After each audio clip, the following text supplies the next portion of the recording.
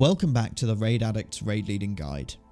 I'm Zafu, and in today's video I'll be covering how to approach a new fight for the first time, deliver an effective pre-fight strategy, and manage early pulls. As always, if you have questions, suggestions or comments, please do engage below the video or join the Raid Addicts Discord community, a link is in the description. From the outset, it's important to understand that your time as a raid leader is valuable. Spending 4 hours going over every minute detail of a strategy is almost never worth the time investment. Instead, bring the basics and build out the detail as required. To begin, take a look at the encounter and assess its complexity. How many phases will you have to tackle? How long is an average kill on the encounter? Take a look at how long it's taking other guilds to progress it. Is it 1 week, 2 weeks, 4 raid nights, etc. From there, you can build out a picture of how you should be teaching your raiders the basics. You will want to keep any initial explanation of a fight to about 5 minutes or 5 key points.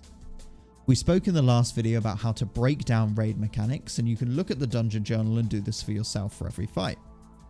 Remember, use the 4 key areas: assignment, who the mechanic is relevant to; event, what the mechanic is actually called and when it happens; action, what people need to do to counter the event; and explanation, how the event affects the rest of the fight. This is the approach you should use when building a bullet point strategy that you can deliver before the first pull. Unless you are working at the absolute top end, you will almost always have ample resources to help you with this project. Videos of kills, Warcraft logs, Discord communities and forum posts will help you build out all of your points. For most fights, you can condense all the phases into one simple explanation and build out the detail later. For end bosses and more complex encounters, split it down phase by phase and teach the raid one phase at a time. Remember, getting to grips with the encounter will come with just as much practice as it will with preparation. Every raid leader knows the pain of having to coerce raiders into preparing for a new boss fight. Your team will be far more successful if they all arrive with the same level of knowledge as to how a fight is handled and how the mechanics fit together, but that is easier said than done. As a raid leader, make sure you recognize and publicly praise raiders who have arrived prepared. Encourage these players to contribute to the overall strategy. They may well have spotted something you've missed in their own research. Take note and, if necessary, address in private those who have failed to prepare adequately. Remember, align this with your guild message. If you're not asking raiders to prepare, there's no point telling them off for not doing it. Ask them for their reasons why, and if there's anything they need help with in preparing for future fights. Often simply being noticed as unprepared is enough to prevent this from happening. To hold the attention of 20 raiders is a tough challenge. Use the rule of 5 here.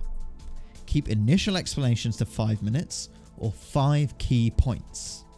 Between pulls, it can be tempting to try and fix every different mechanic that went wrong, particularly in the early phases. Don't do that. If your initial explanation was to a high enough standard, your raiders most likely just need more practice.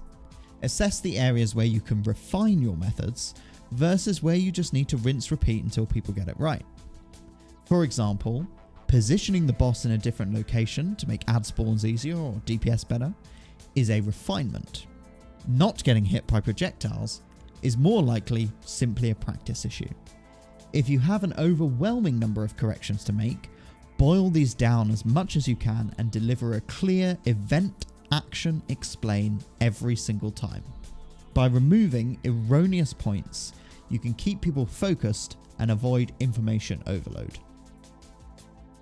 Especially in the case of end bosses, phase by phase learning is essentially breaking down a single encounter into multiple mini encounters for your team to understand. Imagine explaining every phase of N'Zoth before engaging him for the first time. How likely is it that after 70 pulls, your raiders will remember the intricacies of phase 3?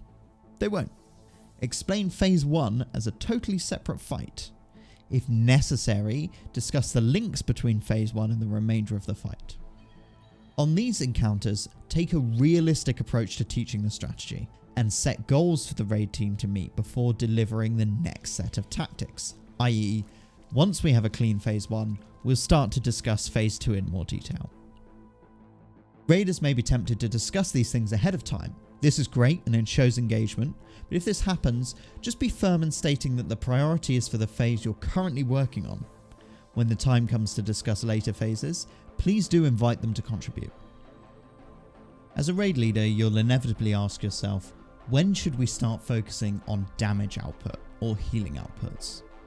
Short and simple answer to this question, DPS is the final point to focus on.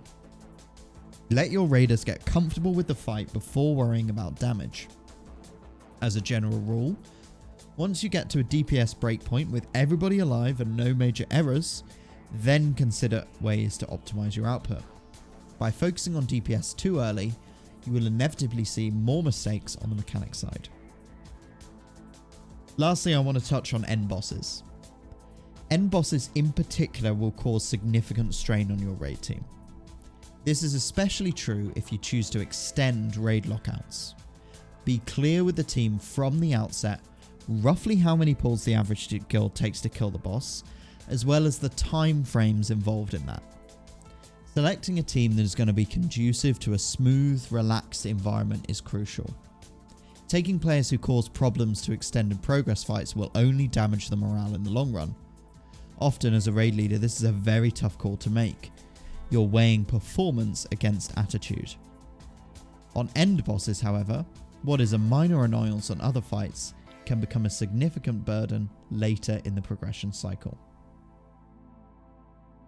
Thanks for watching this guide. As always, if you have any questions, please do engage with me below the video or ask on Discord. Next time, we're going to look at managing players. We're going to talk about how to improve player performance, handle poor attitudes, remove or replace players that are causing detriment to the team, and discuss a little bit about the danger and power of having linchpins, people you can rely on. Lastly, we'll also discuss rewarding good player performance and how best to handle this in a raid setting. Until then, take care of yourselves and have a good one.